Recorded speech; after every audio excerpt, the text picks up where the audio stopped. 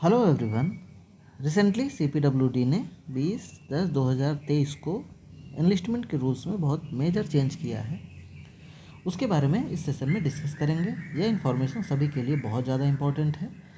तो जो अभी चेंज हुआ है उसमें सबसे पहला चेंज ये किया गया है कि पहले क्या था कि class 1 super, 1 triple A, 1 double A, 1 ए और क्लास 1, इन सारी कैटेगरीज़ के लिए जो बैंकर सर्टिफिकेट और नेटवर्थ सर्टिफिकेट, इनमें से एक डॉक्यूमेंट रिक्वायर्ड होता था और एनुअल टर्नओवर सर्टिफिकेट वो रिक्वायर्ड होता था।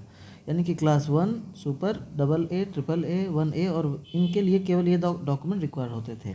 अब चेंज क्या कर दिया है कि 1 super, 1 triple A, 1 double A, 1 A, class 1 और क्लास 2, इसके अलावा क्लास 3 और क्लास 4 के लिए भी क्या करना होगा, यही दोनों डॉक्यूमेंट रिक्वायर्ड होंगे। यानी कि या तो बैंकर सर्टिफिकेट अब देना पड़ेगा या फिर नेटवर्थ सर्टिफिकेट, इन दोनों में से एक, और एवरेज एनुअल टर्नओवर सर्टिफिकेट देना पड़ेगा आपको।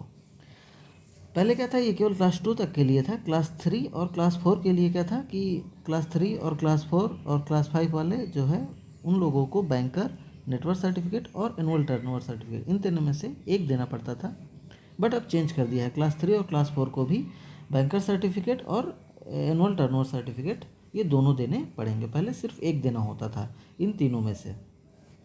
अब जब क्लास 5 की बात करेंगे तो क्लास 5 के लिए केवल थोड़ा सा रिलैक्सेशन दिया है। जो पहले क्लास 3 और 4 के लिए भी था उसको हटा करके अब केवल क्लास 5 के लिए रिलैक्सेशन यही दे दिया है कि नेटवर्थ सर्टिफिकेट, टर्नओवर सर्टिफिकेट या फिर बैंकर सर्टिफिकेट, इन तीन में से केवल एक डॉक्यूमेंट आपको एनलिस्टमेंट के टाइम पर देना होगा जब आप रजिस्ट्रेशन करने के लिए जा रहे होंगे वर्क एक्सपीरियंस के बेसिस पर।